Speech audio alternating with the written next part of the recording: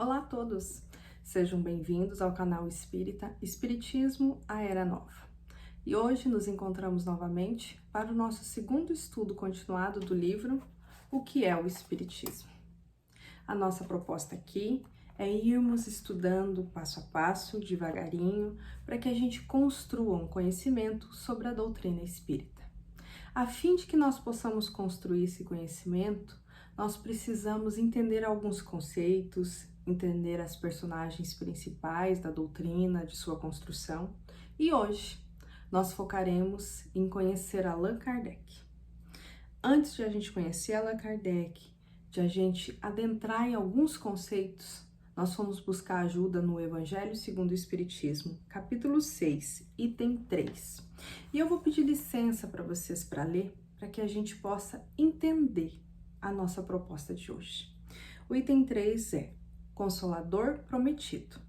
Ele fala o seguinte: se vós me amais, guardai meus mandamentos. E eu pedirei a meu Pai, e ele vos enviará um outro Consolador, a fim de que permaneça convosco eternamente, o Espírito de verdade, que o mundo não pode receber, porque não o vê e não o conhece. Mas, quanto a vós, o conhecereis, porque permanecerá convosco e estará em vós. Mas o Consolador, que é o Santo Espírito, que meu Pai enviará em meu nome, vos ensinará todas as coisas e vos fará relembrar de tudo aquilo que eu vos tenho dito. Isto consta no Evangelho de São João 14, de 15 a 17 e 26. Aí Allan Kardec coloca a explicação desta fala de Jesus. Ele fala o seguinte: Jesus promete um outro Consolador, o Espírito de verdade, que o mundo não conhece ainda, porque não está maduro para o compreender, que o Pai enviará para ensinar todas as coisas e para fazer recordar aquilo que o Cristo disse. Se, pois, o Espírito de verdade deve vir mais tarde a ensinar todas as coisas, é que o Cristo não disse tudo. Se ele vem fazer recordar aquilo que o Cristo disse, é porque isso foi esquecido ou mal compreendido. O Espiritismo vem, no tempo marcado, cumprir a promessa do Cristo. O Espírito de verdade preside a sua instituição. Chama os homens à observância da lei e ensina todas as coisas em fazendo compreender o que o Cristo não disse senão por parábolas. O Cristo disse: que ouçam os que têm ouvidos para ouvir. O Espiritismo vem abrir os olhos e os ouvidos, porque fala sem figuras e sem alegorias. Ele ergue o véu deixado propositadamente sobre certos mistérios. Vem, enfim, trazer uma suprema consolação aos deserdados da terra e a todos aqueles que sofrem, dando uma causa justa e um fim útil a todas as dores. O Cristo disse: bem-aventurados os aflitos, porque serão consolados. Mas de que forma se achar feliz sofrendo? Não sabendo por que se sofre? O Espiritismo lhe mostra a causa nas existências anteriores e na destinação da Terra, onde o homem expia o seu passado.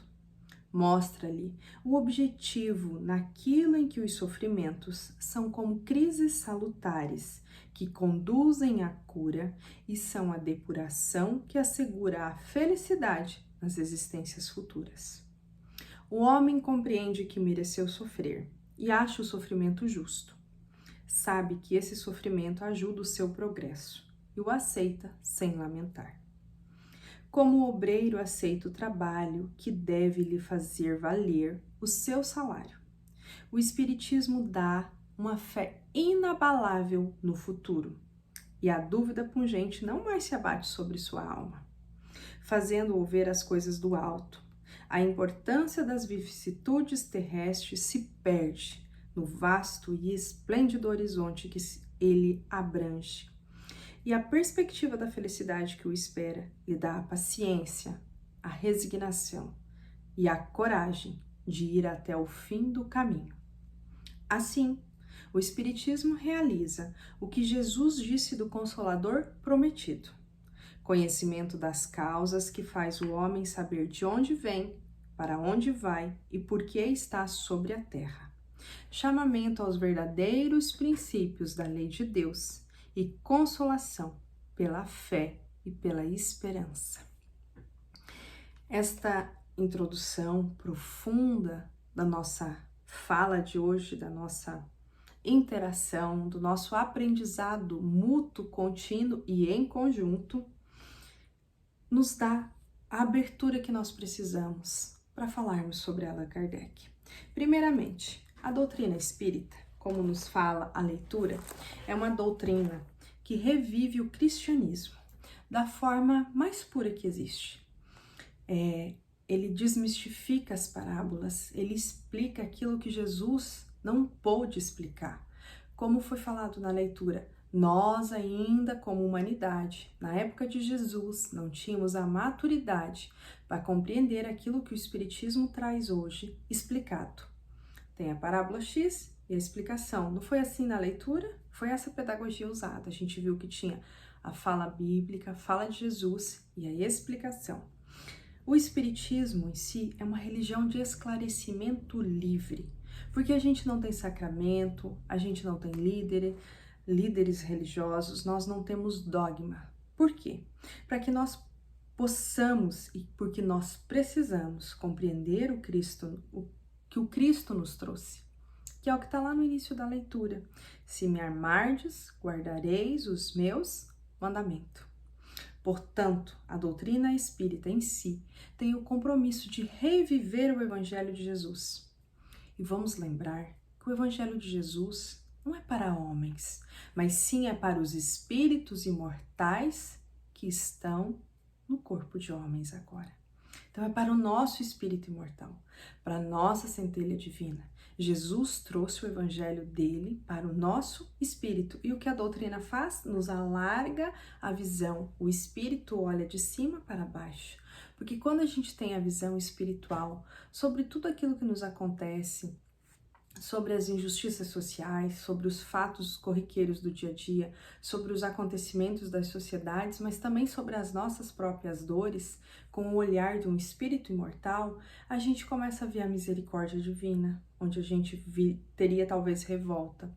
A gente começa a ver a justiça de todas as coisas, onde talvez a gente se sentiria muito injustiçado. Então, o espírito imortal, a visão espiritual, nos dá uma calma, nos dá uma fé, nos dá resignação e nos dá coragem, não é mesmo? É o que a leitura nos fala. Seguindo adiante, a doutrina em si explica além da onde viemos, para onde vamos, a causa útil de todas as dores, a ação dos fluidos.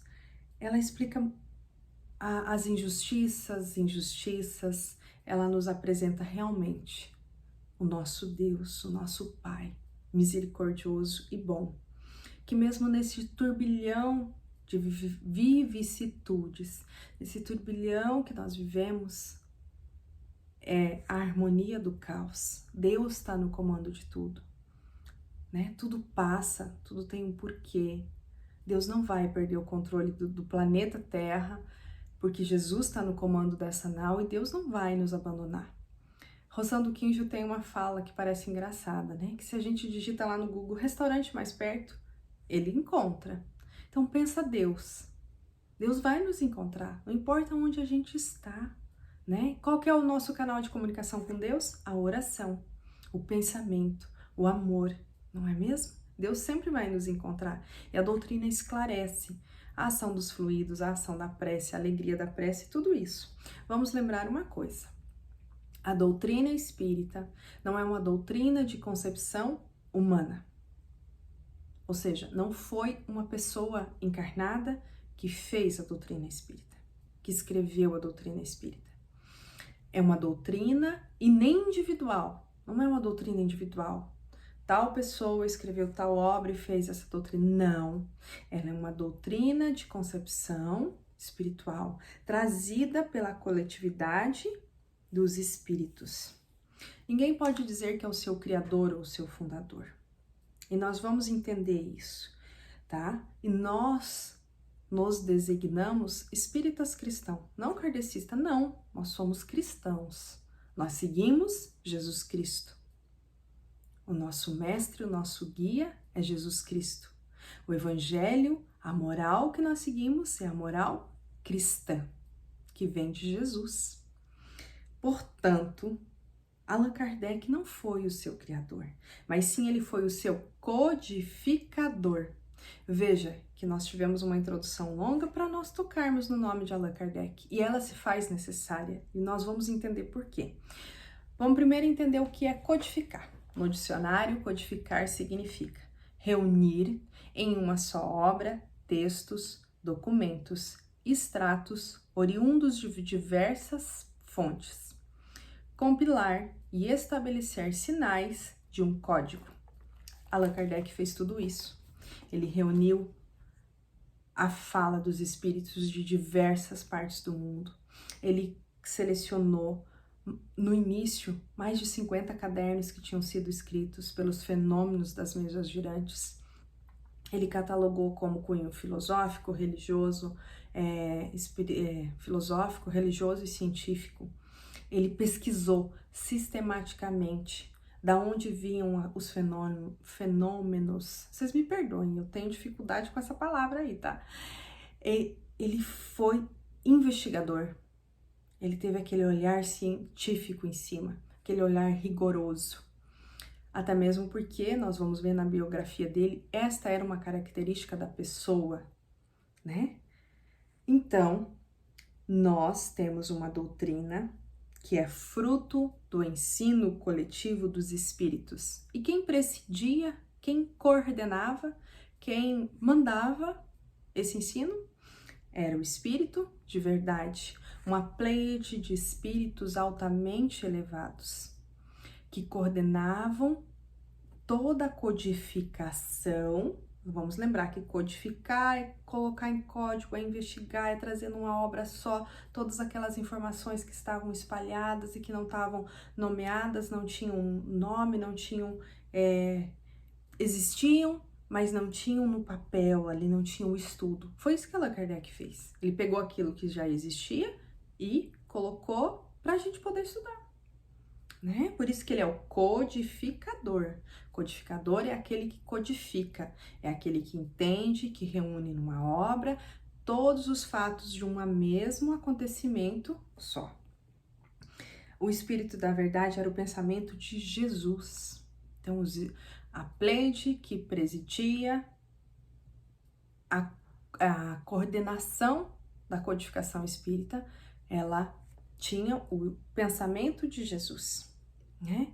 Então, a pleiade estava nos dois planos da vida, no plano de desencarnado, que eram vários espíritos, e a gente vai notar que vários espíritos assinam uma codificação, São Luís, Santo Agostinho, Lamennais, enfim, nós vamos, o espírito familiar, o espírito amigo, a gente vai observar tudo isso, espíritos de alta envergadura, que dirigiram a codificação, mas também tinham os espíritos que estavam encarnados, que tinham o papel de servirem como instrumento dos mesmos.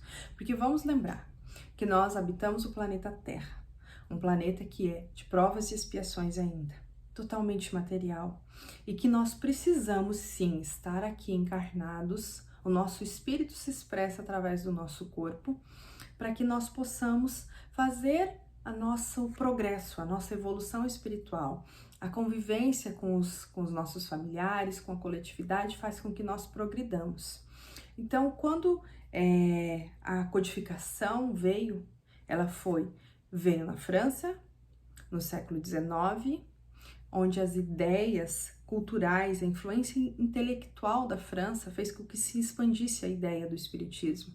Então, ela veio no solo certo, ela foi planejada, nos dois planos da vida. Quem falou da doutrina, quem codificou aqui na Terra, Allan Kardec, um dos membros da equipe do Espírito de Verdade. Mas não tinha só Allan Kardec reencarnado aqui, existiam outras pessoas. Se ele não assumisse e não cumprisse a sua missão, outra pessoa assumiria no lugar dele. Por quê? Porque o Espiritismo estava preparado para vir. Aquela era a época. Nós espíritos, como espíritos que estávamos na Terra naquele momento, estávamos Com o solo do nosso coração preparado, a gente já tinha capacidade do entendimento daquele ensino que veio.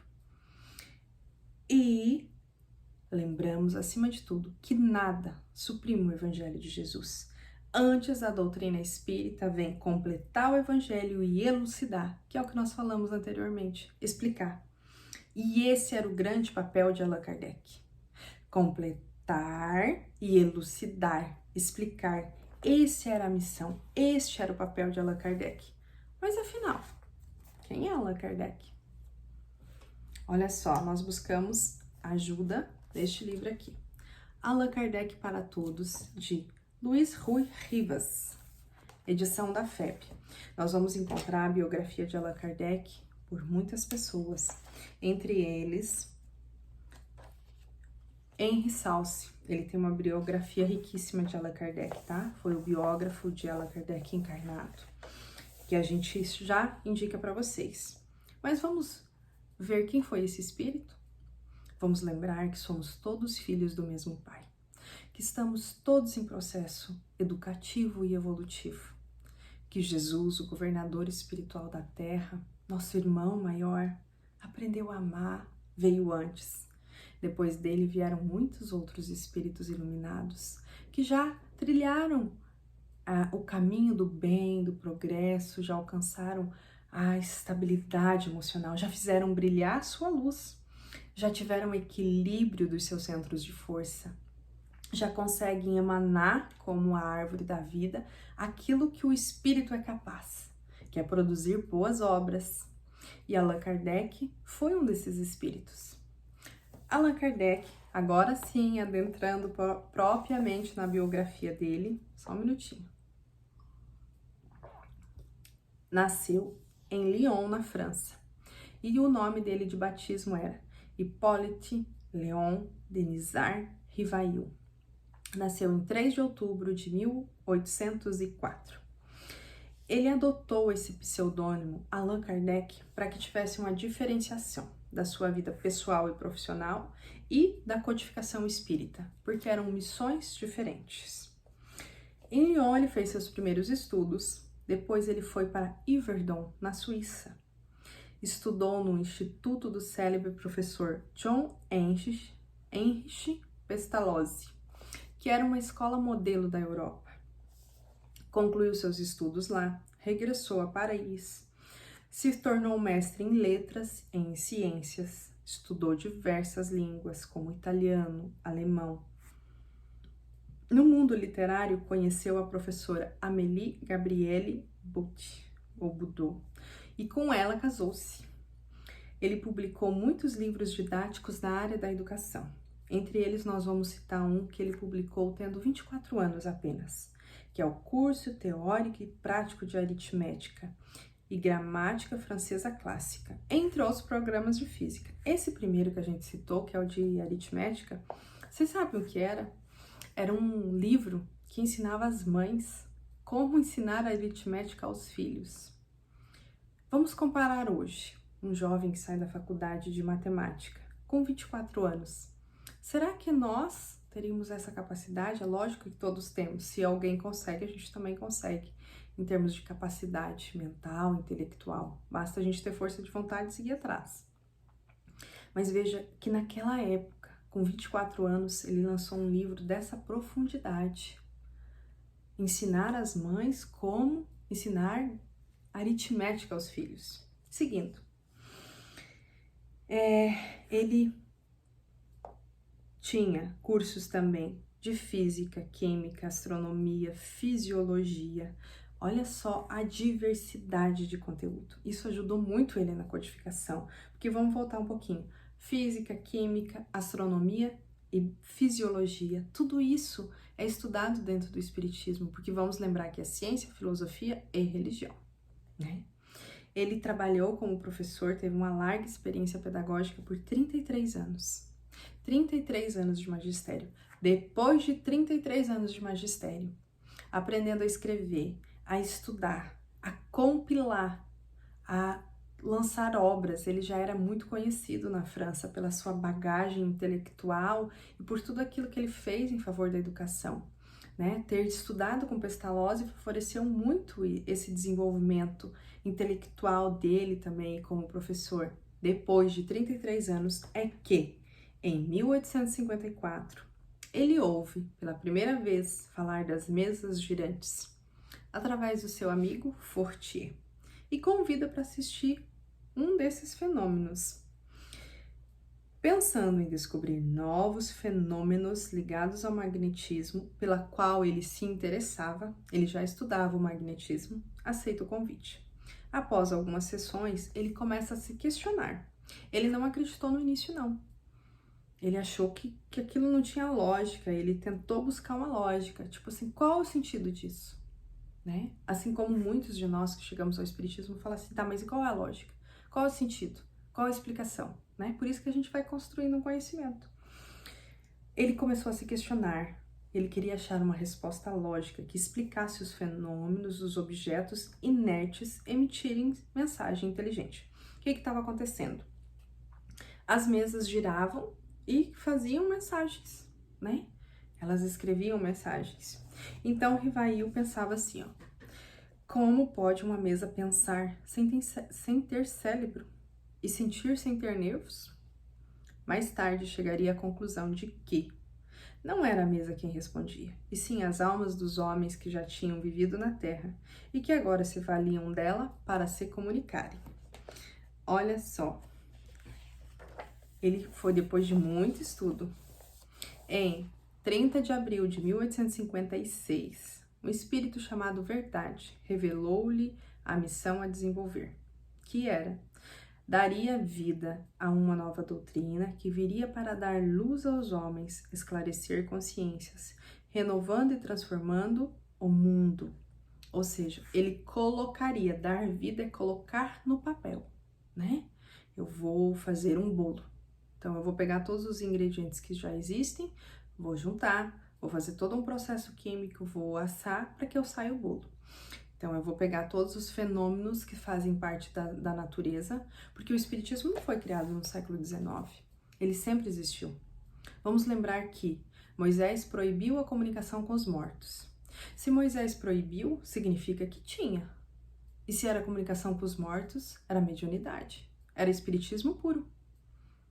Por que Moisés proibiu? Porque eles estavam deturpando aquela comunicação, indo para a futilidade. Como a gente ainda vê muitas comunicações que não são sérias, né? Nesse sentido, ele abriu uma exceção, que tal e tal pessoas poderiam fazer isso. Por quê? Porque ele sabia que aquele espírito daquela pessoa teria a ética e a moral de ter essa comunicação para um fim útil, para a sociedade, para a comunidade. Então, o espiritismo estava lá nas leis da natureza. Quando a gente vai para as tribos indígenas, eles não têm os rituais dele para se comunicar com os mortos? Todos os povos, todo mundo tem na consciência a existência de uma divindade, de um ser maior. Todos nós não somos encantados pela natureza, pelos ciclos da natureza, pela diversidade das cores, da fauna e da flora? Pois muito bem, tudo isso tem vida.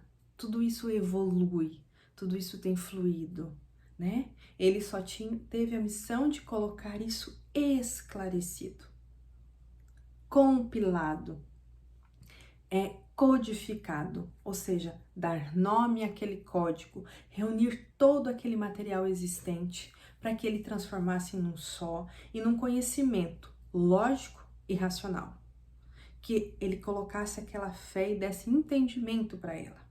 Seguindo, Kardec não se considerava um homem digno, porém, ele se colocou à disposição e faria todo o possível por desempenhar as obrigações que lhe tinham sido encomendadas, ou seja, ele se colocou à disposição. Como Paulo de Tarso na estrada de Damasco: Senhor, o que queres que eu faça? Hipólite, porque ele ainda não era Allan Kardec, naquele momento se colocou à disposição, né? Senhor, que queres que eu faça? Farei, me esforçarei para fazer todo o possível. Ele foi avisado que ele teria contraditores, que ele teria críticos, que muitas pessoas abandonariam ele e que ele trabalharia com afinco e poderia até mesmo prejudicar a sua própria saúde. Mesmo diante disso, ele se dispôs. E por recomendação de um espírito amigo, ele assumiu o nome de Allan Kardec, né?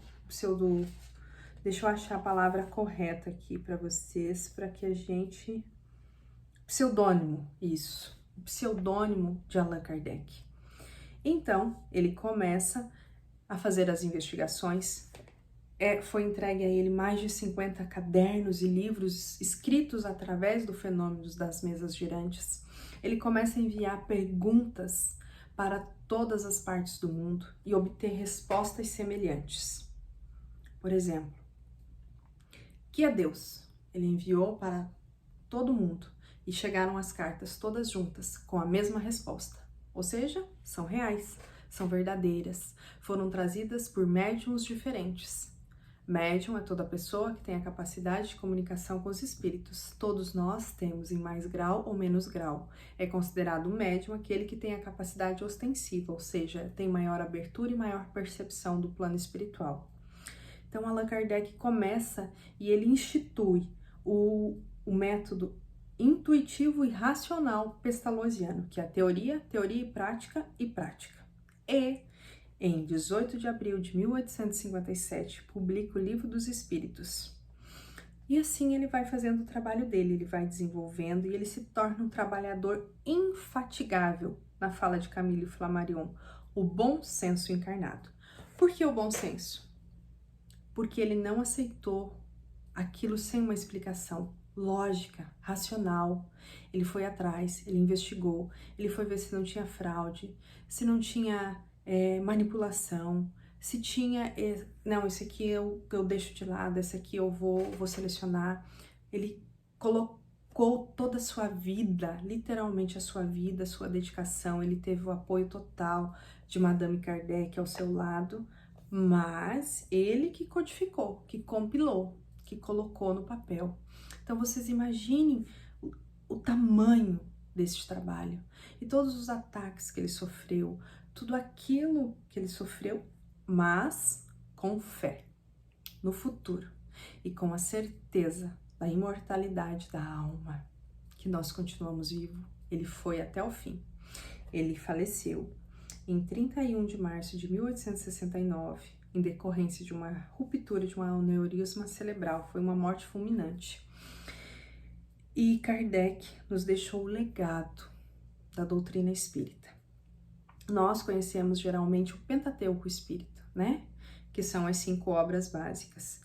Porém, nós temos outras obras, né? Que é essa que nós estamos estudando, que é o Espiritismo, que é essencial para o entendimento dos iniciantes e essencial para o entendimento de nós espíritas, que somos espíritas cristãos há muitos anos, porque ela nos traz uma diversidade de informação, uma profundidade riquíssima. Assim como tem obras póstumas, que foi lançado depois, né? Obras póstumas posterior à morte de Allan Kardec. Nós vamos deixar na descrição desta aula uma cronologia de Hippolyte Léon Denisard Rivail, toda descrita, como tá aqui, tá? Vai ser fidedigna ao livro, ó. Como tá aqui, nós vamos digitar, deixar na descrição. Por que nós não vamos falar? Primeiro, porque eu sou péssima no francês. Mas, segundo, porque ficaria maçante a gente escutar tantas datas seguidas. Então, a gente deixa escrito para quem tenha interesse de ir lá e ler, para quem tenha interesse em se aprofundar um pouquinho mais. E nós deixamos uma dica do filme Kardec, a história por trás do nome. Foi lançado em 2018, é um filme brasileiro, que conta esse início da história do Espiritismo, os desafios que Allan Kardec enfrentou. Entre eles, nós vamos citar um aqui, que é o Auto de Fé de Barcelona, onde foi, em 1861, queimado 300 cópias do Livro dos Espíritos na Praça de Barcelona. O bispo recebeu os livros e resolveu queimar. Porém, ele queria acabar com a doutrina, com a divulgação. E, pelo contrário, o tiro saiu pela culatra, né? Em termos de ditado popular, as pessoas ficaram curiosas. Por que estão queimando tanto livro? O que tem nesses livros? Chegando ao ponto de buscarem pequenos pedaços dos livros que ficaram intactos no meio das cinzas, para que eles pudessem ter conhecimento. E a doutrina pôde se alastrar com muito mais rapidez pela Espanha. Então, Deus sempre trabalha para o nosso bem. Mesmo aquilo que nos pareça ser um mal, ele vem para o bem. E assim foi com a doutrina espírita. Quantos corações ela já consolou? Quantas pessoas ela já amparou? Quanto direcionamento nós já tivemos dentro de nós ao abrirmos uma página de uma mensagem espírita, de um livro espírita, de uma instrução, pode ser por uma frase, e aquilo resolveu o nosso problema, alegrou o nosso dia, trouxe paz ao nosso coração. Quantos direcionamentos pedimos e abrimos o Evangelho segundo o Espiritismo, e lá está, fora da caridade não há salvação. Não é fora da igreja não há salvação. Não, é fora da caridade. E caridade é o amor em ação. Caridade é a gente ter a caridade essencial para conosco, buscando o nosso autoconhecimento, o nosso autoamor, o autoaperfeiçoamento e fazendo tudo isso também com o outro.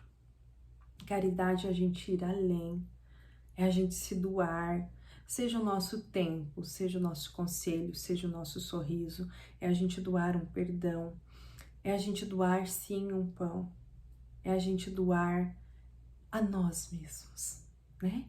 Então é fora da caridade não há salvação. Isso é o direcionamento para o nosso progresso espiritual, porque Cristo bem disse: eu não vim para ser servido, eu vim para servir.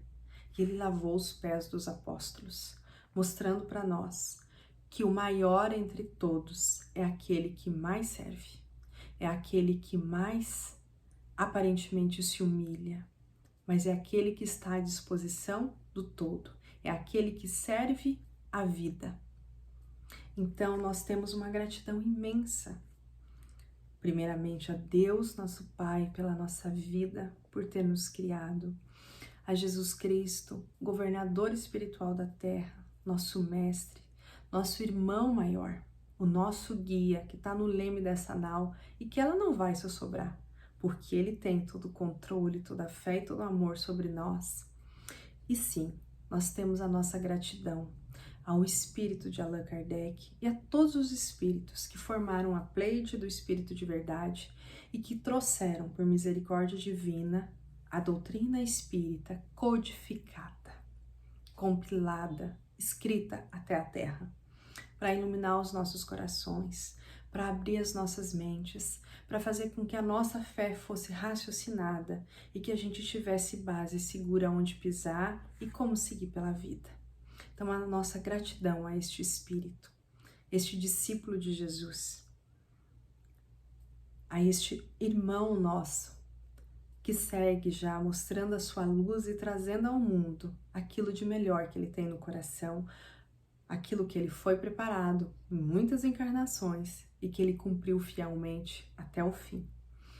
E a vocês, nós deixamos de coração também a nossa gratidão por ter chegado até aqui, por estar estudando conosco.